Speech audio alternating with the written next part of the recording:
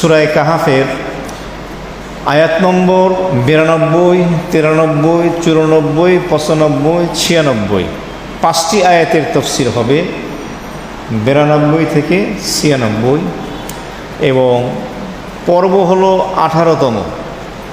গত সপ্তাহে 17তম পর্বে আলোচনা হয়েছে জুলকারনাইন প্রসঙ্গে, আর আজকে তফসির আলোচনা হবে ইয়াজুজ এবং মাজুজ প্রসঙ্গে। আল্লাহ তাআলা আমাদের সকলকে শুরু থেকে সবগুলো কথা শেষ পর্যন্ত ইখলাস ও বিনয়ের সাথে আমলের নিয়তে বলার এবং শোনার তৌফিক দান করেন, আমিন। ইতিপূর্বে আমরা আলোচনা শুনতেছিলাম যে গোটা পৃথিবী শাসন করেছে চারজন, এক বর্ণনা অনুযায়ী পাঁচজন।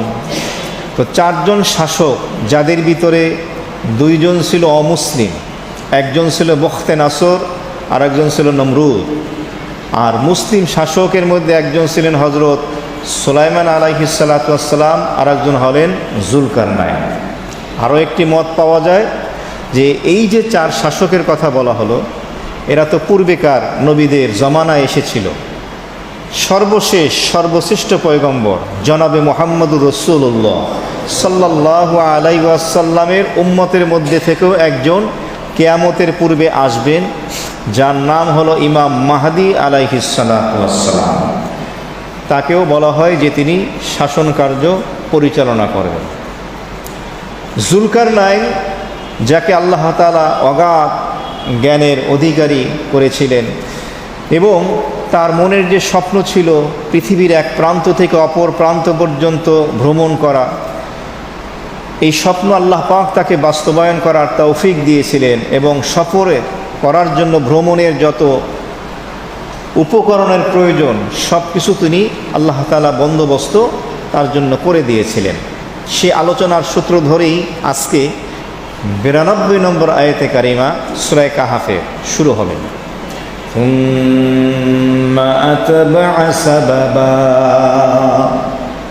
অতঃপর জুলকারনাইন সফরের জন্য, ভ্রমণের জন্য, পৃথিবী এক প্রান্ত থেকে অপর প্রান্ত পর্যন্ত পৌঁছার জন্য তিনি আরেকটি পথ অবলম্বন করলেন। সফরের প্রয়োজনীয় অত্যাবশ্যকীয় উপায় উপকরণ তিনি গ্রহণ করলেন, সফর শুরু করলেন। এই সফর কোন দিক থেকে ছিল এবং কোথায়? মুফাসসিরিনে কেরামগণ লিখেছেন দক্ষিণ দিক থেকে উত্তর দিকে এই সফর ছিল। এই সফরের শেষ প্রান্তে গিয়ে তিনি কাদের দেখা পেলেন, সে আলোচনা সূরা কাহাফের 93 নম্বর আয়াতে কারিমায় আলোচিত হয়েছে। হাত্তা ইদা বালাগা বাইনাস সাদদাইনি ওয়াজাদা মিন দুনিহিমা কওমা লা ইয়াকাদুনা ইয়াফকাহুনা কওলা। জুলকারনাইন দক্ষিণ দিক থেকে যখন তিনি উত্তরের দিকে সফর শুরু করলেন, সফর করতে করতে তিনি গিয়ে পৌঁছলেন, হাত্তা এমনকি ইদা যখন, বালাগা পৌঁছলেন, বাইনাস সাদদাইনে দুই পাহাড়ের সঙ্গমস্থলে, দুই পাহাড়ের মধ্যবর্তী স্থানে তিনি গিয়ে পৌঁছলেন। ওয়াজাদা মিন দুনিহিমা কওমান, দুই পাহাড়ের মধ্যবর্তী স্থানে জুলকারনাইন যখন গিয়ে পৌঁছলেন, তিনি সেখানে গিয়ে এমন একটি কওম, এমন একটি গোষ্ঠী, এমন একটি সম্প্রদায়ের দেখা পেলেন, লা ইয়াকাদুনা ইয়াফকাহুনা কওলা, যারা জুলকারনাইনের কথা কিছুই বুঝতে পারতেছিল না। লা ইয়াকাদুনা ইয়াফকাহুনা কওলা, ওই সম্প্রদায় জুলকারনাইনের ভাষা, তার কথা কিছুই বুঝতে পারতেছিল না। প্রশ্ন হলো, তাহলে এই সম্প্রদায়ের সাথে, এই জাতির সাথে জুলকারনাইন কিভাবে কথা বললেন? এই দুই পাহাড়ের মাঝখানে যেই জাতিকে তিনি গিয়ে পেলেন, এই দুই পাহাড়ের মাঝখানে ওই সম্প্রদায়কে তিনি পেলেন, তাদের সাথে কথা কিভাবে বললেন? যেহেতু তারা তার কথা বুঝতে পারছিলেন না, তাফসীর কারকগণ যারা রয়েছেন তারা তাফসীরের ভিতরে লিখেছেন সম্ভবত একজন দোভাষী ছিল। যেমন আমরা অনেক সময় চায়নায় যাই ব্যবসার কাজে, বিভিন্ন দেশে যাই, তো সেই দেশের মানুষের কথা আমরা বুঝতে না পারলে একজন দোভাষী আমরা সাথে নেই। এই দোভাষীর মাধ্যমে আমার কথাগুলো তাদের ভাষায় তাদের নিকট ব্যক্ত করে, তাদের কথাগুলো আমাদের ভাষা আমার কাছে ব্যক্ত করবে। তো সম্ভবত দোভাষী ছিল মাঝখানে, যার মাধ্যমে জুলকারনাইন তাদেরকে ওই কওম ওই জাতিকে কথা বুঝাতে পেরেছেন এবং তারাও বুঝতে পেরেছেন। এই জাতি যখন দোভাষীর মাধ্যমে জুলকারনাইনের কথা বুঝতে পারল এবং জুলকারনাইনের ক্ষমতা, প্রভাব, প্রতিপত্তি, তার শৌর্যবীর্য, তার শাসন ক্ষমতা, তার দূরদর্শিতা, এগুলো যখন তারা বুঝতে পারলেন, অবগত হলেন, তখন তারা একটা প্রস্তাব দিলেন জুলকারনাইনকে। কিসের প্রস্তাব? কেন প্রস্তাব দিলেন? তারা প্রস্তাব দিলেন এই জন্য যে ওই যে দুইটি পাহাড়ের মাঝখানে এই সম্প্রদায় বসবাস করত, ওই দুই পাহাড়ের অপর দিকে একটি সম্প্রদায় থাকত, দুর্ধর্ষ এক সন্ত্রাসী সম্প্রদায়, যাদের নাম হলো ইয়াজুজ এবং মাজুজ। তাদের পরিচয় সামনে তাফসীরে আসবে।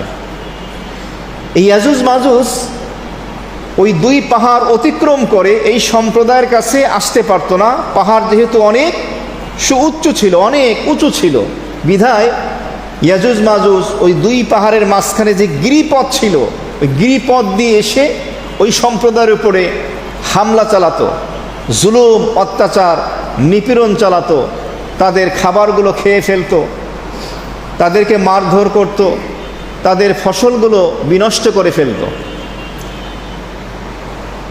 কি প্রস্তাব দিল? ওই সম্প্রদায় জুলকারনাইনের নিকট প্রস্তাব দিল যে আপনি তো অনেক ক্ষমতার অধিকারী,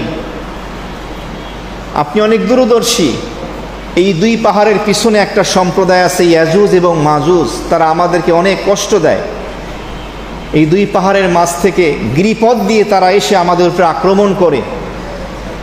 আপনি যদি তাদের মাঝখানে এবং আমাদের মাঝখানে, এই দুই পাহাড়ের মাঝখানে একটি সুদৃঢ় প্রাচীর নির্মাণ করে দেন, যাতে তারা আসতে না পারে, আমাদের উপর অত্যাচার নিপীড়ন যেন চালাতে না পারে, এই প্রস্তাব তারা দিল। এই দুইটি পাহাড় কোথায় ছিল? মুফাসসিরিনে কেরামগণ বলেন যে একটি পাহাড় ছিল আর্মেনিয়ায়, আরেকটি পাহাড় ছিল আজারবাইজানে। এই মত পাওয়া যায়। সূরা কাহফের 94 নম্বর আয়াতে কারিমায় এই কথাগুলো ব্যক্ত হলো।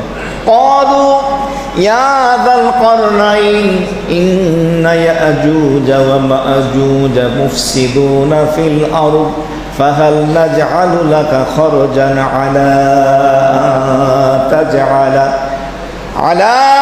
আন তাজআলা বাইনানা ওয়া বাইনাহুম সাদ্দা। ক্বালু, ওই দুই পাহাড়ের মাঝখানে যে সম্প্রদায়কে জুলকারনাইন সফর করতে গিয়ে পেলেন, তারা জুলকারনাইনকে বললেন, ইয়া যাল করনাইন, হে জুলকারনাইন, ইন্না ইয়াজুজ ওয়া মাজুজ, ইয়াজুজ এবং মাজুজ একটা সম্প্রদায়, এই দুই পাহাড়ের অপর দিকে বসবাস করে। মুফসিদুনা ফিল আরদ, তারা এই দুই পাহাড়ের মাঝখানের গিরিপথ দিয়ে আমাদের কাছে গমন করে এবং আমাদের ভূপৃষ্ঠে জমিনে ফাসাদ সৃষ্টি করে, সন্ত্রাসী কর্মকাণ্ড করে, অত্যাচার নিপীড়ন চালায়, জুলুম করে, মারধর করে, আমাদের ফসলগুলো, খাবারগুলো নষ্ট করে দেয়, কেড়ে নিয়ে যায়। ফাহাল নাজআলু লাকা খরজান, আপনি যদি চান আমরা আপনার জন্য একটা ট্যাক্স, একটা কর ধার্য করব, এই শর্তে। কি শর্তটা কি? আলা আন তাজআলা, আপনি বানিয়ে দেবেন, বাইনানা ওয়া বাইনাহুম, আমাদের মাঝে এবং ইয়াজুজ মাজুজ সম্প্রদায়ের মাঝে সাদ্দা, একটা প্রাচীর, একটা প্রাচীর আপনি তৈরি করে দেবেন এই দুই পাহাড়ের মাঝখানের গিরিপথে। ইয়াজুজ মাজুজ এবং আমাদের মাঝখানে এমন সুদৃঢ় মজবুত এক প্রাচীর দেয়াল সাদ্দুন শব্দের অর্থ তাফসীরের ভিতরে এসছে যে কোনো জিনিস দিয়ে বাধা প্রদান করা, দেয়াল বা প্রাচীর, সেটা পাথরেরও হতে পারে, লোহারও হতে পারে, তামারও হতে পারে, বাধা প্রদান করবে কাউকে আসতে। তো এই প্রস্তাব তারা দিল। এখন আসি, এই ইয়াজুজ মাজুজ এরা কারা? এদের সম্পর্কে এসছে এরা হলো ইয়াফেস ইবনে নূহের বংশধর। তাদের সম্পর্কে তাফসীরের ভিতরে এসছে যে তাদের ভিতরে 12টি গোত্র ছিল। ওই 12 গোত্র ইয়াজুজ মাজুজের, এবং ওই সম্প্রদায়ের মাঝখানে জুলকারনাইন যখন ওই প্রাচীর নির্মাণ করে দেন, এদিকে একটি দল থেকে যায়, বাকি 21টি প্রাচীরের অপর পাশে রয়ে যায়। এই দলকে তুর্ক বলা হয় এক বর্ণনা অনুযায়ী। কোন তাফসীরকারক লিখেছেন আদম আলাইহিস সালাতু ওয়াস সালামের 3 পুত্র সন্তান, একজনের নাম হলো সাম, আর একজনের নাম হলো হাম, আর একজনের নাম হলো ইয়াফেস। আদম আলাইহিস সালামের এক সন্তানের নাম হলো সাম। আরব এবং পারস্য ও রোমে এই সামের বংশধররা আবাদ করেছে। দ্বিতীয় সন্তান যে হাম, আফ্রিকা নামক যে এলাকা, সেখানে এই হামের বংশধর আবাদ করেছে। আর ইয়াফেস যে তৃতীয় সন্তান, তার বংশধররা তুর্ক, এবং তারা এই ইয়াজুজ মাজুজ এরা এখানে অবস্থান করেছে, তারা এটা আবাদ করেছে। তাদের ব্যাপারে বলা হয় যে তুর্ক সম্প্রদায় যারা আছে এবং ইয়াজুজ মাজুজ যারা আছে তারা এখানে আবাদ করেছিল। কেউ কেউ লিখেছেন এই ইয়াজুজ মাজুজের সংখ্যা হলো বনি আদমের 10 গুণ বেশি। তারা সংখ্যায় এত বেশি হবে, সংখ্যাধিক্যতা তাদের এত বেশি। কেউ কেউ বলেছেন যে না, ইয়াজুজ এবং মাজুজ এরা বনি আদম নয়, এরা আলাদা একটি স্বতন্ত্র একটি জাতি, যাদের প্রত্যেকের সংখ্যা ছিল 4 লক্ষ। ইয়াজুজেরও 4 লক্ষ, মাজুজ সম্প্রদায় তাদেরও হলো 4 লক্ষ। এই বর্ণনা কেউ কেউ দিয়েছেন। এমনিভাবে তাদের সম্পর্কে আছে, ইয়াজুজ মাজুজের থেকে কোনো ব্যক্তি ততক্ষণ পর্যন্ত মৃত্যুবরণ করে না যতক্ষণ পর্যন্ত তাদের বংশ থেকে 1000 যোদ্ধা, যারা যুদ্ধের জন্য পরিপূর্ণতা অর্জন করেছে, যুদ্ধ অস্ত্র গ্রহণ করে যুদ্ধ করতে পারে, প্রস্তুত না হওয়া পর্যন্ত তারা মৃত্যুবরণ করত না। কোন তাফসীরকারক লিখেছেন এই ইয়াজুজ মাজুজ হলো 3 প্রকার। প্রথম প্রকার, তারা হলো দৈর্ঘ্য এবং প্রস্থে তাদের সাইজ হলো 120 হাত, 120 হাত লম্বা ছিল তারা দৈর্ঘ্য প্রস্থে। দ্বিতীয় যে প্রকার, তারা হলো যে তারা সমান সমান, কিভাবে? 130 হাত দৈর্ঘ্য প্রস্থে সমান সমান। আর তৃতীয় যে দল, তৃতীয় প্রকার, তারা হলো তাদের 2টি কান ছিল বড় বড়, একটি কানকে তারা কাপড় হিসাবে ব্যবহার করত, আরেকটি কান তারা বিছিয়ে তার উপরে তারা বিশ্রাম নিত। ইয়াজুজ মাজুজ এমন একটি সম্প্রদায়, তারা যখন কিয়ামতের পূর্বে পৃথিবীর জমিনে আসবে, সামনে যা কিছু পাবে খেয়ে ফেলবে। ঘোড়া, শূকর, জঙ্গলি জানোয়ার এগুলো খেয়ে ফেলবে, এমনকি মানুষকেও তারা খেয়ে ফেলবে। এমনকি তাদের মধ্যে থেকে কেউ মারা গেলে সে মৃত্যুটাকেও তারা খেয়ে ফেলবে, এই বর্ণনা আসছে। এবং সামনে নদী, সমুদ্র, খাল, বিল যত পানি পাবে সব তারা খেয়ে ফেলবে। এই ইয়াজুজ মাজুজ সম্পর্কে এই বর্ণনা পাওয়া যায়। তাদের সম্পর্কে আসে যে তাদের অবস্থান স্থল হলো পূর্ব প্রান্তে। উত্তর দিকে একটি সমুদ্র রয়েছে, শীতল সমুদ্র। সেই সমুদ্র এতটা ঠান্ডা যে বরফ হয়ে গিয়েছে, যার কারণে সেখানে সাধারণ মানুষের যাতায়াত করা অনেক কঠিন। পূর্ব পশ্চিমে 2টি পাহাড় রয়েছে, পাহাড়ের মাঝখানে ঘাঁটি রয়েছে। ওই ঘাঁটির ভিতর থেকে ইয়াজুজ মাজুজ বের হয়ে আসে এবং এই অত্যাচার নিপীড়ন তারা চালায়। এমনিভাবে এই যে প্রাচীর নির্মাণ করে দেবেন জুলকারনাইন, এই প্রাচীর নির্মাণ করবেন যেই 2টি পাহাড়ের মাঝখানে সম্প্রদায় বসবাস করত, ওই উঁচু সমান পরিমাণ প্রাচীর নির্মাণ করবেন। বলা হয় যে ওই দুইটি পাহাড় এতটা উঁচু ছিল যে সেখানে ইয়াজুজ মাজুজ উঠতে পারত না। আর সেই প্রাচীরটা এমনভাবে নির্মাণ করে দেওয়া হলো যে দুই পাহাড়ের সমান উঁচু হয়ে গেল এবং তার পুরুত্ব হলো, ঘনত্ব হলো 60 গজ সমপরিমাণ। হাদিস শরীফের মধ্যে এসেছে ওই প্রাচীর নির্মাণ করার পরে ইয়াজুজ মাজুজ ওই প্রাচীর ভাঙার জন্য আসতো, কিন্তু তারা ভাঙতে পারতো না। এক বর্ণনা এসছে যে তারা সামান্য ছিদ্র করেছিল, কিন্তু পরিমাণে এত কম সেখান দিয়ে কোনো মানুষ প্রবেশ করতে পারে না। আর এক বর্ণনা এসছে তাফসীরের ভিতরে, হাদিসের বরাত দিয়ে বলা হয়েছে ইয়াজুজ মাজুজ সম্প্রদায় জুলকারনাইনের ওই প্রাচীর ভাঙার জন্য প্রতিদিন আসে, তারা ভাঙতে থাকে। ভাঙতে ভাঙতে যখন সূর্যের আলোর দিশা তারা পায়, তখন তাদের নেতা সে বলে থাক, আজকে থাক, আগামীকাল এসে বাকিটা ভাঙবো। যখন তারা আবার চলে যায়, পরবর্তী দিন যখন আসে, আল্লাহ পাকের কুদরতে ওই প্রাচীর আবার আগের মতো হয়ে যায়। আবার তারা ভাঙা শুরু করে। কিছু ভাঙার পরে আবার তাদের নেতা বলে বাকিটা কালকে ভাঙবো। এভাবেই চলতে থাকে, কিয়ামত পর্যন্ত চলতে থাকবে। এই ধাঁধার ভিতরেই তারা চলতে থাকবে, ধোঁয়াশার ভিতরে। তবে কিয়ামতের আগে যখন আল্লাহ তাআলা ইচ্ছা করবেন, তখন তারা বলবে কিছু ভাঙার পরে যে আগামীকাল ইনশাআল্লাহ আমরা বাকিটা ভাঙবো। এই ইনশাআল্লাহ বলে যাওয়ার কারণে আগামীকাল আসার পরে তারা ভাঙবে, প্রাচীর ভেঙে পৃথিবীতে আসবে এবং পৃথিবীর ভিতরে বিশৃঙ্খলা, সেই সন্ত্রাসী কর্মকাণ্ড তারা চালাবে। যে বর্ণনা হাদিস শরীফের ভিতরে এসেছে ইয়াজুজ এবং মাজুজ প্রসঙ্গে, এই লুটতারাজ তারা চালাবে, জমিনের ভিতরে লুটতারাজ চালাবে, হত্যাকাণ্ড চালাবে, মানুষকে বন্দি করবে, মানুষের মালামাল লুণ্ঠন করবে। যখন সবাইকে মেরে ফেলবে, সেখানের মানুষ যখন নিশ্চিহ্ন হয়ে যাবে, তখন এই ইয়াজুজ মাজুজ বলবে যে জমিনবাসী তো খতম হইল, এবার আসমানবাসীরে খতম করতে হবে। এরপরে তারা হাতে তীর নিয়ে আসমানের দিকে তীর মারতে থাকবে। আল্লাহ তাআলা কুদরতিভাবে ওই তীরের ভিতরে কিছু রক্ত লাগিয়ে দেবেন। ওই রক্তসহ তীর যখন রিটার্ন ফিরে আসবে, দেখবে যে তীরের সাথে রক্ত, তখন তারা আনন্দ উল্লাস করবে, বলবে জমিনবাসীও খতম করছি, আসমানবাসীও খতম করছি, এখন বাকি আছি আমরা। এই বোকা স্বর্গে তারা বসবাস করবে। তাফসীরের ভিতরে এই বর্ণনা পাওয়া যায়।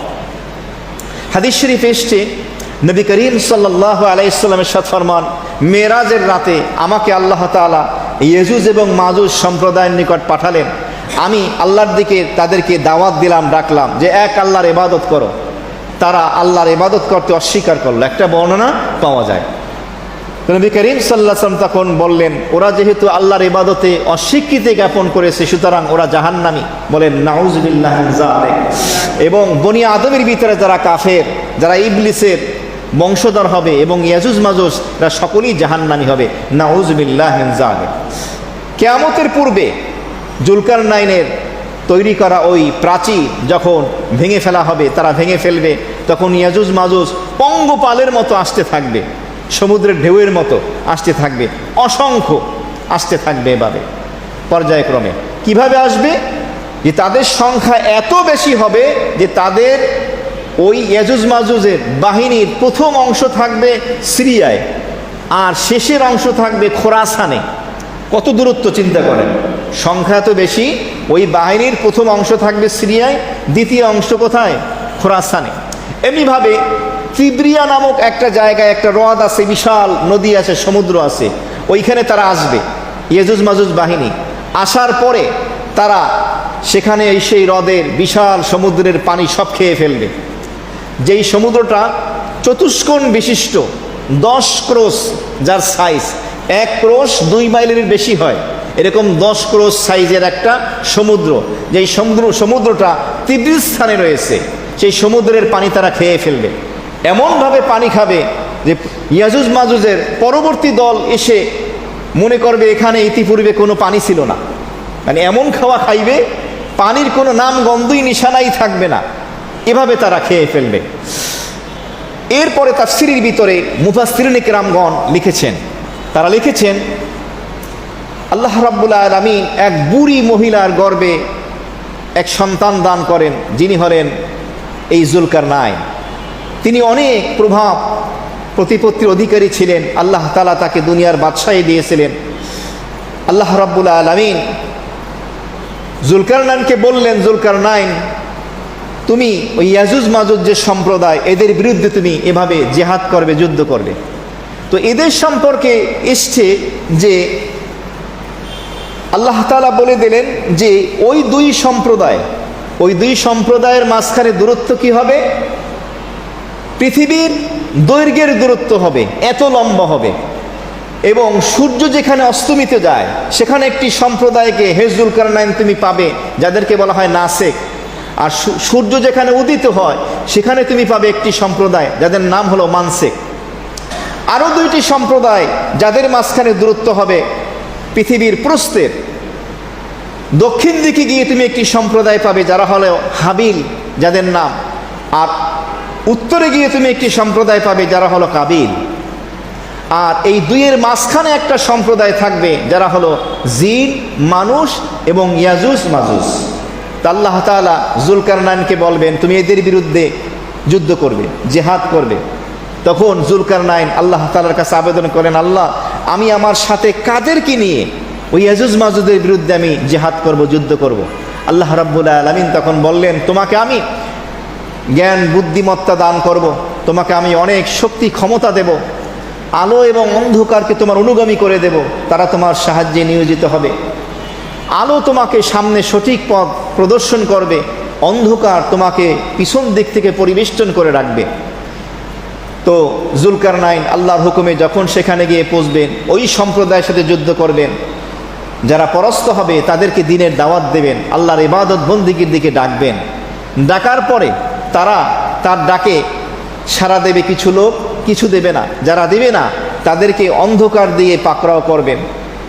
ওই সমস্ত ব্যক্তিদেরকে এবং তাদের গৃহকে অন্ধকার আবদ্ধ করে ফেলবে। তখন তারা আবার নত স্বীকার করবে। এরপরে জুলকারনাইন সকলকে সাথে নিয়ে তিনি একটি সৈন্যবাহিনী গঠন করবেন। ওই সৈন্যবাহিনী নিয়ে পৃথিবীর উত্তর প্রান্তে, দক্ষিণ প্রান্তে ওই নাসেক মানসেক যারা আছেন তাদের কাছে যাবেন এবং সেখানে তিনি যুদ্ধ করবেন এবং সেখানে তিনি আল্লাহর বিধান প্রতিষ্ঠিত করবেন। এই বর্ণনা তাফসীরের ভিতরে এসেছে। ইয়াজুজ মাজুজের থেকে ওই সম্প্রদায় আত্মরক্ষার জন্য জুলকারনাইনের নিকট যে প্রস্তাব পেশ করেছিল যে উভয়ের মাঝখানে একটা সুদৃঢ় প্রাচীর আপনি নির্মাণ করে দেন। এই প্রাচীরের সাইজ কেমন ছিল? বলা হয় যে সেই প্রাচীরের দৈর্ঘ্য ছিল 50 হাত, প্রস্থ ছিল 3 মাইল, উচ্চতা ছিল 100 হাত। এই প্রাচীর জুলকারনাইন নির্মাণ করে দেন। প্রাচীর নির্মাণ করার যে প্রস্তাব দিয়েছিল ওই সম্প্রদায়, তারা বলেছিলেন, ফাহাল নাজআলু লাকা খরাজান, আপনি যদি চান আপনি যে আমাদেরকে প্রাচীর নির্মাণ করে দিবেন, তাহলে আমরা আপনাকে এর বিনিময় দিতে পারি, বা একটা ট্যাক্স কর আপনি চাইলে ধার্য করতে পারেন, এটা আপনাকে দেব। এই কথার প্রেক্ষিতে জুলকারনাইন কি বললেন? 95 নম্বর আয়াতে কারিমায় সেই বিষয়টি এসেছে। ক্বালা মা মাক্কান্নী ফীহি রাব্বী খায়রুন ফাআঈনুনি বিকুওয়াতিন আজআল বাইনাকুম ওয়া বাইনাহুম রাদমা। ক্বালা, জুলকারনাইন বললেন, মা মাক্কান্নী ফীহি রাব্বী, আমার রব, আমার প্রতিপালক, আমার আল্লাহ আমাকে যেই ধন সম্পদ প্রাচুর্য দান করেছেন, খৈরুন, এটা উত্তম তোমরা যে প্রস্তাব দিচ্ছ, অথবা আমাকে যে ধন সম্পদ যা কিছু আল্লাহ দিয়েছেন আমার জন্য যথেষ্ট, তোমাদের কিছু দিতে হবে না। তোমরা যেহেতু একটা প্রস্তাব পেশ করেছো, তাহলে একটা কাজ করো, ফাআঈনুনি, তোমরা আমাকে সাহায্য করবে, বিকুওয়াতিন, শ্রম দিয়ে, কায়িক পরিশ্রম করবে, শারীরিকভাবে শ্রম দেবে তোমরা এই প্রাচীর নির্মাণ করার জন্য।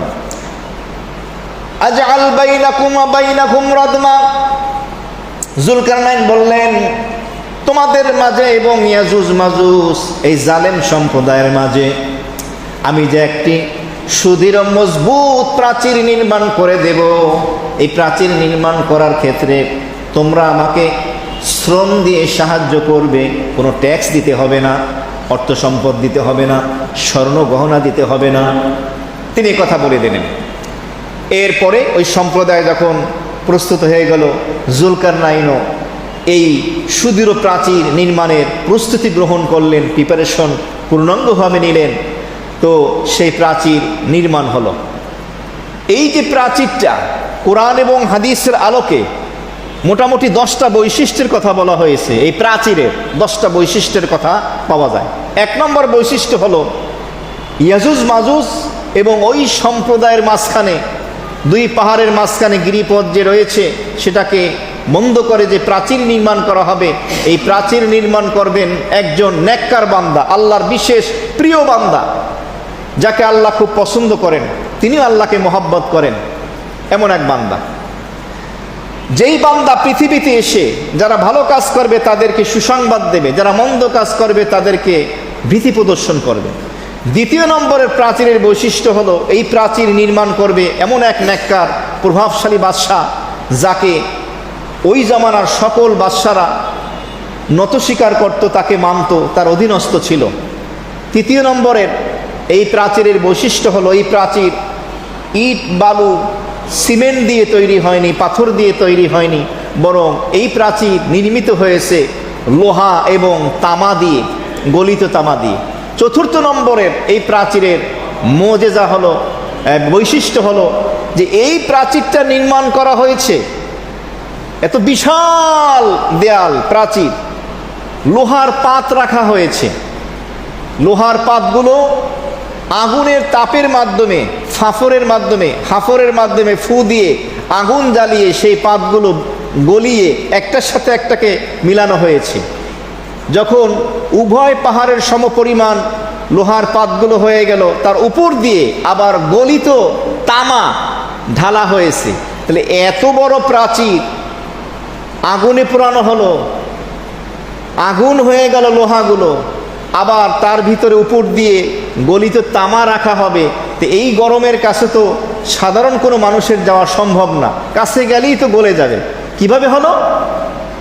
বলা হলো যে জুলকারনাইন যদি আল্লাহর অলি হন তাহলে এটা তার কারামত ছিল, জুলকারনাইন যদি নবী হন এটা তার মুজিজা ছিল। তাহলে এই প্রাচীরের 4 নম্বর বৈশিষ্ট্য হলো মুজিজা। 5 নম্বর বৈশিষ্ট্য হলো এই প্রাচীরটা এমনভাবে মজবুতভাবে সুউচ্চভাবে নির্মিত হয়েছিল যে ইয়াজুজ মাজুজ বাহিনী কোনো সিঁড়ি লাগিয়ে সেই পাহাড়ে উঠতে সক্ষম হতো না এবং অতিক্রম করে ওই জাতির কাছে যেতে পারত না। 6 নম্বর এই প্রাচীরের বৈশিষ্ট্য হলো ইয়াজুজ মাজুজ সেই প্রাচীরটাকে ভাঙতে এসেছিল, সামান্য ছিদ্র করেছিল, কিন্তু সেটাকে তারা আর অতিক্রম করতে পারেনি, এতটুকু হয়নি যেখান থেকে তারা অপর পাশে যেতে পারে, এই ক্ষমতা হয়নি। তবে হাদিস শরীফ এসেছে কিয়ামতের আগে তারা সেটাকে ভাঙতে সক্ষম হবে, যে আলোচনা আমরা শুনেছি। এই প্রাচীরের 7 নম্বর বৈশিষ্ট্য হলো প্রতিদিন তারা এভাবে প্রাচীর ভাঙতে আসতো, তাদের নেতা বলতো আগামীকাল বাকিটা ভাঙবো, এভাবে চলতেই থাকে। কিয়ামতের আগে তারা ইনশাআল্লাহ বলবে, যার কারণে তারা ভাঙতে সক্ষম হবে, একটা পাওয়া যায়।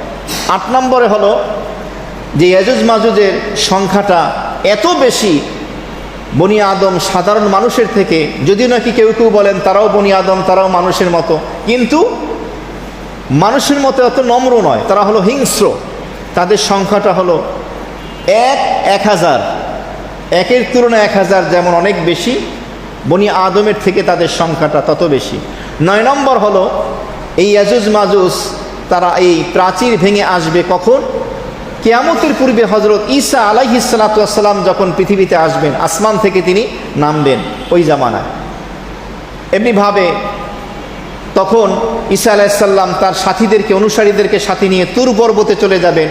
বাকিরা কেউ কোনো দুর্গে আবদ্ধ থাকবে, কেউ বাড়িতে ঘরে গিয়ে হেফাজতে থাকবে, নিজেদেরকে সংরক্ষণ করবে। আর 10 নম্বর বিষয় এই প্রাচীর সম্পর্কে এসেছে, সেটি হলো ঈসা আলাইহিস সালাতু ওয়াস সালাম ইয়াজুজ মাজুজের জন্য আল্লাহর কাছে বদদোয়া করবেন, আল্লাহ এদেরকে ধ্বংস করে দেন। আল্লাহ তারা এই দোয়া কবুল করবেন, মহামারী পাঠিয়ে দেবেন, ইয়াজুজ মাজুজের ঘাড়ের ভিতরে ফোড়া হবে বা এক ধরনের পোকা হবে, যার কারণে তারা মৃত্যুবরণ করবে। এই কোরআন এবং হাদিসের ভিতরে মোটামুটি জুলকারনাইনের এই প্রাচীরের 5-10টি বৈশিষ্ট্য পাওয়া যায়। এবার আসি আজকে 96 নম্বর আয়াতে কারিমার আলোচনা শুনি। আতুনি জুবারাল হাদিদ হাত্তা ইযা সাওয়া বাইনাস সাদাফাইনি ক্বালা আনফুখু হাত্তা ইযা জাআলাহু নারা ক্বালা আতুনি উফরিগ আলাইহি কিতরা। যুলকারনাইন তিনি বললেন ওই সম্প্রদায়কে যারা প্রাচীর নির্মাণ করতে বলেছিল, আবেদন করেছিল, আতুনি তোমরা আমার কাছে নিয়ে আসো জুবার আল হাদিদ। হাদিদ শব্দের অর্থ হলো লোহা। কুরআনে কারিমের একটা সূরার নাম হলো সূরা হাদিদ। আর জুবারুন শব্দের অর্থ হলো পাত। তো জুবার আল হাদিদের অর্থ হবে লোহার পাত। যুলকারনাইন ওই সম্প্রদায়কে বললেন যে তোমরা আমার নিকটে লোহার পাত নিয়ে আসো। যখন নিয়ে আসা হলো, ওই দুই পাহাড়ের মাঝখানে লোহার পাতগুলো রেখে দেওয়া হলো একের পর একটি। হাত্তা ইযা সাওয়া বাইনাস সাদাফাইন, দুই পাহাড়ের মাঝখানের মধ্যে স্থল গিরিপথ শূন্য স্থানটুকু যখন লোহার পাত দিয়ে পূর্ণ করে দেওয়া হলো, পরিপূর্ণ হয়ে গেল, ক্বালা আনফুখু, যুলকারনাইন তখন বললেন ওই সম্প্রদায়কে তোমরা এখন ফু দাও। হাঁপড় দিয়ে যেমন বাতাস দেওয়া হয়, কর্মকার কামার যেভাবে বাতাস দেয় লোহাকে গলানোর জন্য, এই বাতাস দিয়ে আগুনটাকে প্রজ্বলিত করা হয়, যুলকারনাইন ঠিক এমনিভাবে বললেন হাঁপড়ের মাধ্যমে তোমরা ফু দাও এখানে, যাতে আগুনটা আরও বেশি প্রজ্বলিত হয়, লোহা যেন গলে যায়, একটা লোহার পাতের সাথে আরেকটা লোহা যেন মিলে যায়। হাত্তা এমনকি ইদা জাআলাহু নারা, যখন দুই পাহাড়ের মধ্যবর্তী স্থানের লোহার পাতগুলো আগুনে রূপান্তরিত হয়ে গেল, ক্বাল, যুলকারনাইন বললেন আতুনি আমার কাছে নিয়ে আসো পিতর বিগলিত তামা। তামা আগুন দিয়ে গলানোর মাধ্যমে যেমন পানির মতো হয়ে যায়, এমন বিগলিত তামা আমার কাছে নিয়ে আসো। উফরিগ আলাইহি, আমি দুই পাহাড়ের উপরে উঠে সেখান থেকে সেটা ঢেলে দেব। তার অর্থ দ্বারা দুই পাহাড়ের মাঝখানে লোহার পাতগুলো রাখা হলো, আগুন দিয়ে গলিয়ে একত্রিত করে দেওয়া হলো, এরপরে আবার উপর দিয়ে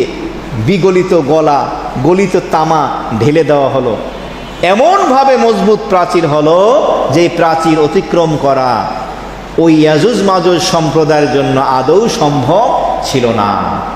এখানে ভূতাত্ত্বিক যারা রয়েছেন, ভূগোল নিয়ে যারা গবেষণা করেন, এবং অমুসলিম যারা রয়েছেন, নাস্তিক মুরতাদ যারা রয়েছেন, ইসলাম বিদ্বেষী যারা রয়েছে, তারা একটা অপবাদ দেয়, একটা প্রশ্ন ছুড়ে দেয়। এই যে মুসলমানরা বলে ইয়াজুজ মাজুজ একটা বাহিনী আছে, তাদেরকে যুলকারনাইন লোহার তামার প্রাচীর দিয়ে আটকে রেখেছে, তারা দুনিয়াতে আসতে পারে না। আমরা তো গোটা পৃথিবী ভ্রমণ করলাম, গবেষণা করলাম, কোথাও তো সেই প্রাচীরের খোঁজ পাইলাম না, কোথাও তো সেই ইয়াজুজ মাজুজের কোনো খোঁজ পেলাম না, অনুসন্ধান করে দেখেছি। এই প্রশ্ন তারা করে। তো এই প্রশ্নের উত্তর কি হবে? এই প্রশ্নের জবাব আল্লামা আলুসি রহমাতুল্লাহ আলাই তার তাফসীরে লিখেছেন। আরও অনেক ইসলামিক গবেষক যারা রয়েছেন তারা লিখেছেন যে আল্লাহ তাআলা কোরআনে কারিমে যেহেতু বলেছেন যুলকারনাইনের কথা, তার হাতে প্রাচীর নির্মাণের কথা, ইয়াজুজ মাজুজের কথা, সুতরাং এই কথাটি সঠিক, এটার উপরে আমাদের ঈমান আনতে হবে, বিশ্বাস করতে হবে। এটাই হলো ঈমানের দাবি। এক নম্বর উত্তর যে এই ইয়াজুজ মাজুজের সন্ধান পাওয়া যাচ্ছে না, কোথায় আছে, যুলকারনাইনের সেই প্রাচীর কোথায়, এটা আমরা জানি না, বিশ্ববাসী জানে না। তার প্রথম উত্তর কি? তার প্রথম উত্তর হলো হতে পারে ওই প্রাচীর এবং ইয়াজুজ মাজুজ এবং আমাদের বিশ্ববাসীর মাঝখানে কোনো অন্তরায় প্রতিবন্ধক আছে। বড় বড় পাহাড় আছে, অসংখ্য সমুদ্র আছে, আড়াল হয়ে আছে, যার কারণে আমরা তাদের সন্ধান এখন পর্যন্ত পাইনি। দ্বিতীয় নম্বরের উত্তর হলো যারা বলেন ভূতাত্ত্বিক বা ভৌগোলিক নিয়ে গবেষণা করেন যে আমরা পৃথিবী ভ্রমণ করেছি, এটা আদৌ সম্ভব নয় গোটা পৃথিবী ভ্রমণ করা, কারণ পৃথিবীর এখনও এমন অসংখ্য জায়গা আছে যেখানে মানুষ যেতে পারেনি। আফ্রিকার জঙ্গলইতে এত জায়গা আছে যেখানে মানুষ যেতে পারে না। সুতরাং হতে পারে যে ওই জায়গা পর্যন্ত মানুষ পৌঁছতে পারেনি, আর গোটা পৃথিবী ভ্রমণ করা আদৌ সম্ভব নয়। আরেকটি উত্তর হলো যে পৃথিবীর উত্তর প্রান্ত, যেখানে সাইবেরিয়া নামক যে জায়গা আছে, ওই দিকটা এতটা শীতল, এতটা ঠান্ডা যে সেখানে বরফের সমুদ্র, বরফের পাহাড় আস্তরণ পড়ে আছে। হতে পারে যে সেখানে ওই অসংখ্য বরফের পাহাড়, বরফের সমুদ্রের আড়ালে ইয়াজুজ মাজুজ এবং জুলকারনাইনের সেই প্রাচীর হয়তো পড়ে আছে, লুকিয়ে আছে, আমরা হয়তো জানি না। কিন্তু এর অর্থ এটা নয়, যেটা সত্য নয়। প্রশ্ন হলো জুলকারনাইন কিভাবে পৌঁছলেন, তিনি কিভাবে প্রাচীর নির্মাণ করলেন? তার উত্তরে বলা হয় হতে পারে তখন হয়তো এভাবে পথ ছিল, যাওয়ার জন্য আল্লাহ ব্যবস্থা করে দিয়েছিলেন, যার কারণে জুলকারনাইন সেখানে পৌঁছেছেন এবং প্রাচীর নির্মাণ করতে সক্ষম হয়েছেন। এখন হয়তো সেই পরিবেশ পরিস্থিতি নেই। তাহলে এই যে জুলকারনাইনের প্রাচীর এবং ইয়াজুজ মাজুজের সন্ধান কিভাবে পাব? যেহেতু হাদিস শরীফের ভিতরে এসেছে, তাফসীরের ভিতরে আমরা পাচ্ছি যে কিয়ামতের পূর্বে সেই প্রাচীর ইয়াজুজ মাজুজ ভেঙে ফেলবে এবং তারা পৃথিবীর জমিনে আসবে, বিশৃঙ্খলা তৈরি করবে। হতে পারে তখন হয়তো কুদরতিভাবে ওই বরফগুলো গলে যাবে, ওই রাস্তাগুলো দুর্গম থাকবে না, সুগম হয়ে যাবে। এমন হয়ে যেতে পারে যার কারণে তারা বের হয়ে চলে আসবে আর কি। মুহতারাম হাজিরিন, আজকের এই সূরা কাহাফের 18তম পর্বে 92 থেকে 96 পর্যন্ত 5টি আয়াতে জুলকারনাইনের সাথে সম্পৃক্ত ইয়াজুজ মাজুজের সেই আলোচনা সংক্ষিপ্ত পরিসরে স্বল্প আকারে আমরা শুনলাম। একটি মেসেজ পেলাম যে জুলকারনাইনের চরিত্র হলো মুফসিদুনা ফিল আরদ, যারা জমিনের ভিতরে সন্ত্রাসী কর্মকাণ্ড চালায়, যারা মানুষের আরামকে হারাম করে দেয়, শান্তিকে অশান্তিতে রূপান্তরিত করে। আমার তো মনে হয় আমাদের বর্তমান বিশ্বে 2025 সালে যদি আমরা বলি, বর্তমান পৃথিবীর ভূখণ্ডে এই ইসরায়েলের ইহুদি সম্প্রদায় যারা আছে, ওদের চরিত্র বৈশিষ্ট্য ইয়াজুজের মাজুজের থেকে কোনো অংশে কিনা কম না, আরও বেশি বলা যেতে পারে। তাদের কর্মকাণ্ডের দৃষ্টিকাণ্ডের দিক থেকে আমি বলি না যে তারা ইয়াজুজ মাজুজ, কর্মকাণ্ডের কথা বলতেছি। ভারতে বলা হচ্ছে যে পূর্ব পরিকল্পিত পেহেলগামে, আমি যে কাশ্মীরে ঘুরতে গিয়েছিলাম সেই পেহেলগামেও গিয়েছিলাম, যে ঘটনাটি ঘটেছে অনেকেরই দাবি যে সেখানে এই কর্মকাণ্ড কিভাবে ঘটল, পূর্ব পরিকল্পিত কিনা, ভারতের ওয়াকফ আইনকে ঢাকার জন্য কিনা আল্লাহই ভালো জানেন। 26 না 28 জন, পুরা পৃথিবী খবর হয়ে গেছে। বিভিন্ন দেশ থেকে রাষ্ট্রপ্রধান সমবেদনা জানাচ্ছে। আর ইসরায়েল যে ফিলিস্তিনে গাজায় শত শত হাজার মানুষ মেরে ফেলছে নিরপরাধ, কোনো খবর নাই জাতিসংঘের গোটা পৃথিবীর। এটাকে তো সভ্য জাতি বলা যায় না, এটা অসভ্য জাতি। কিভাবে আমরা এদেরকে সভ্য জাতি বলি? নিরীহ শিশু বাচ্চা, নারী, যুদ্ধের ময়দানও বিধান হলো নারীকে মারা যাবে না, শিশুদের মারা যাবে না, বয়স্ক লোকদের মারা যাবে না, ধর্মীয় যারা গুরু আছেন তাদেরকেও মারা যাবে না, ধর্মীয় পণ্ডিত যারা আছেন, গির্জার হোক, মসজিদের হোক, মন্দিরের হোক, তাদেরকেও মারা নিষেধ। সেই নিরীহ মানুষগুলাকে তারা মারছে। আর একটা মেসেজ পাওয়া যায়, ইয়াজুজ মাজুজের চরিত্র আল্লাহ বললেন মুফসিদুনা ফিল আরদ, যারা জমিনের ভিতরে বিশৃঙ্খলা তৈরি করে, মানুষের জীবনকে দুর্বিষহ করে তোলে। এই দুর্বিষহ, এটার পরিমাণ বিভিন্নভাবে হতে পারে স্কেল অনুযায়ী, 10%, 5%, 20%, করতে করতে 100%, এবং সেটা ক্ষেত্র বিশেষ, স্থানকাল পাত্রভেদে। আমি নিজের বক্তব্য বলছি, নিজের থেকে বলছি, দ্রব্যমূল্যের ঊর্ধ্বগতির মাধ্যমে হতে পারে। একটা মাত্র উদাহরণ, ম্যাজিস্ট্রেট গিয়েছেন সম্ভবত শ্যামবাজারে আলু বিক্রেতার কাছে, 1500 কেজি সম্ভবত আলু বেচছে। ওই আলু লাভ করা ছাড়াই একদিনে পাইকারি বিক্রি করে সে 1,80,086 টাকা লাভ করছে। লাভ ছাড়া অতিরিক্ত 1,80,086 টাকা, ভিডিও আমার কাছে আছে। তখন ওই ম্যাজিস্ট্রেট বললেন যে আমাদের তো লেখাপড়ার দরকার নাই, চাকরির দরকার নাই, আমরাও আলুর ব্যবসা করি। আপনি একদিনে 1,80,000 টাকা কামাইছেন, একদিনে। এত কষ্ট করে লেখাপড়া করার দরকার কি? আজকে ব্যবসায়ীদের মনোভাব হলো আমি পণ্য কিনেছি, আমার যেভাবে ইচ্ছা আমি সেভাবে লাভ করব না, জায়েজ নেই। প্রত্যেকটা পণ্য লাভের একটা পরিমাণ আছে, এদের ম্যাজিস্ট্রেট বলে দেয়। আপনি 100 টাকা দিয়ে কিনেছেন, কত টাকা বেচতে পারবেন? একটা ডিমে আপনি সর্বোচ্চ কত পয়সা, কত টাকা লাভ করতে পারবেন? আপনি পারবেন না চাইলে। এমনিভাবে শাসক হিসাবে পৃথিবীর জমিনে আসে, এসে মানুষের জীবনকে দুর্বিষহ করে তোলে, সন্ত্রাসী কর্মকাণ্ড করে, মানুষের ভিতরে ভয় ভীতি তৈরি করে। মানুষ ভয়ে কিছু বলে না, জোর করে ধান কেটে নিয়ে যায়, জোর করে পুকুরের মাছগুলো। বাংলাদেশে হয় না? হয় কি হয় না? তো আমি তো মনে হয় দেখতে পাচ্ছি ইয়াজুজ মাজুজের চরিত্র আজকে মানুষের ভিতরেও পাওয়া যাচ্ছে।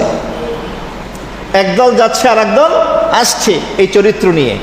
দেখতে বাহ্যিকভাবে মানুষের মতো, হাত পা চরণ কান চোখ সব ঠিক আছে, কিন্তু কর্মকাণ্ডগুলো দেখা যায় মুফসিদুনা ফিল আরদ, জমিনের ভিতরে বিশৃঙ্খলা তারা তৈরি করে, সন্ত্রাসী কর্মকাণ্ড করে, অত্যাচার নিপীড়ন চাঁদাবাজি থেকে শুরু করে যত ধরনের কর্মকাণ্ড আছে। সুতরাং তোমাদের সাবধান হওয়া দরকার। কিয়ামতের ময়দানে তোমরা কি মানুষের অন্তর্ভুক্ত হবা না ইয়াজুজ মাজুজের অন্তর্ভুক্ত হবা? আল্লাহই ভালো জানে। আল্লাহ তাআলা আমাদের সকলকে সন্ত্রাস মুক্ত, সর্ব ধরনের অনাচার অবিচার মুক্ত একটি সমাজ, একটি রাষ্ট্র, একটি ভূখণ্ড, একটি সুন্দর পৃথিবী যে স্বপ্ন আমরা দেখি, আমাদেরকে এই বাস্তবে চর্মচক্ষে দেখার তৌফিক দান করেন। আমিন ওয়া আখিরি দাওয়ানা আলহামদুলিল্লাহ আমিন। আগামী শুক্রবার আমাদের অত্র শাহেদিয়া জামি মসজিদে বাদেশা এই বছরের সর্বশেষ হজের প্রশিক্ষণ হবে। যাদের সুযোগ হয় আসি, অন্য করে দাওয়াত দিয়ে নিয়ে আসি। মা বোনদের জন্য মসজিদের পিছনে যে বাড়ি আছে, মাওলানা হাবিবুল্লাহ সাহেব হাফিজাহুল্লাহ হুজুরের বাড়ির 2য় তলায় সাউন্ডবক্স দেওয়া আছে। আসাদ ভাইয়ের বাসায় পর্দার সাথে সেখানে আপনারা শুনতে পারবেন। আব্দুল খালেক ভাই ওনার বাবা এবং এক ভাই তাদের রুহের মাগফিরাতের দোয়া চেয়েছেন। আবুল কালাম ভাই ওনার মরহুমা মায়ের জন্য দোয়ার দরখাস্ত করেছেন। অনেকেই দোয়া চেয়েছেন। আলহামদুলিল্লাহি রাব্বিল আলামিন। ربنا ظلمنا أنفسنا وإن لم تغفر لنا وترحمنا لنكونن من الخاسرين. اللهم ربنا آتنا في الدنيا حسنة وفي الآخرة حسنة وقنا عذاب النار. ربنا لا تزغ قلوبنا بعد إذ هديتنا وهب لنا من لدنك رحمة إنك أنت الوهاب. ربنا هب لنا من أزواجنا وذرياتنا قرة أعين واجعلنا للمتقين إماما. اللهم حاسبنا حسابا يسيرا.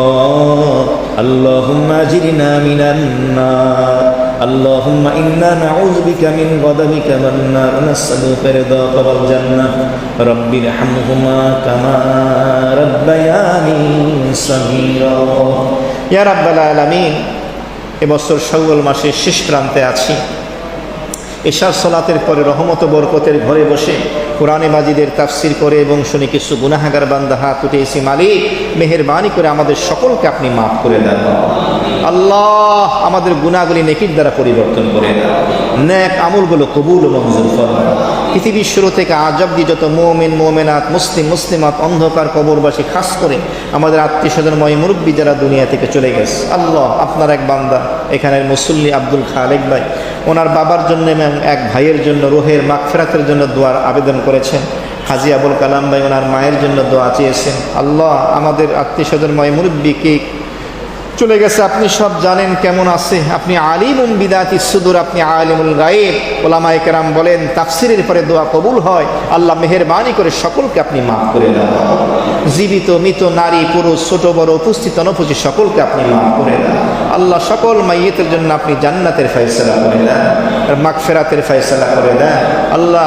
সকলের প্রতি আপনি রাজি হয়ে যান রব্বে কারীম। আজকের সূরা কাহাফের 18তম পর্বের 92 থেকে 96 5টি আয়াতের যে সংক্ষিপ্ত তাফসীর হলো, আমাদেরকে বোঝার এবং আমলের তৌফিক দান করেন আল্লাহ। আমরা বুঝে হোক না বুঝে হোক, অজ্ঞতা হোক অলসতায় হোক, অনেক সময় এমন কর্মকাণ্ড করে ফেলি যেগুলো মুফসিদুনা ফিল আরদ, সন্ত্রাসী কর্মকাণ্ডের অন্তর্ভুক্ত হয়তো হয়ে যায়। আল্লাহ আমাদের সাবধান হওয়ার তৌফিক দান করেন, আমাদেরকে সতর্ক থাকার তৌফিক দান করেন, আমাদেরকে বেঁচে থাকার তৌফিক দান করেন, আমাদেরকে ভালো মানুষ হওয়ার তৌফিক দান করেন। আপনার খাঁটি বান্দা, আপনার হাবিবের খাঁটি উম্মত হওয়ার তৌফিক দান করেন আল্লাহ। ইসরায়েলের ইহুদি সম্প্রদায় গাজার ফিলিস্তিনের মুসলমানদের উপরে অবিচার অন্যায় চালাচ্ছে, আল্লাহ জালেমদেরকে আপনি হালাক করে দেন। আল্লাহ এদেরকে সকল প্রকারের আযাব দিয়ে আপনি ধ্বংস করে দেন। মুসলমানদের জান ও মাল, ঈমান ও আমলকে আপনি হেফাজত করেন। পৃথিবীর যে কোনো প্রান্তের যে কোনো ধর্মের বর্ণের মানুষ হোক, আল্লাহ আমরা কোনো ধর্মের মানুষের প্রতি আল্লাহ আমরা হিংসা রাখি না, রব্বে কারীম শত্রুতা পোষণ করি না। সকল ধর্মের বর্ণের মানুষের জান ও মালকে আপনি হেফাজত করেন। মুসলমানদের ঈমান ও আমলকে আপনি হেফাজত করেন। আল্লাহ সকলের নেক দোয়াকে আপনি কবুল ও মঞ্জুর ফরমান। অনেকে ঋণগ্রস্ত আছে, মেহেরবানি করে সকলকে ঋণ থেকে আপনি মুক্তির ব্যবস্থা করে দেন। আল্লাহুম্মা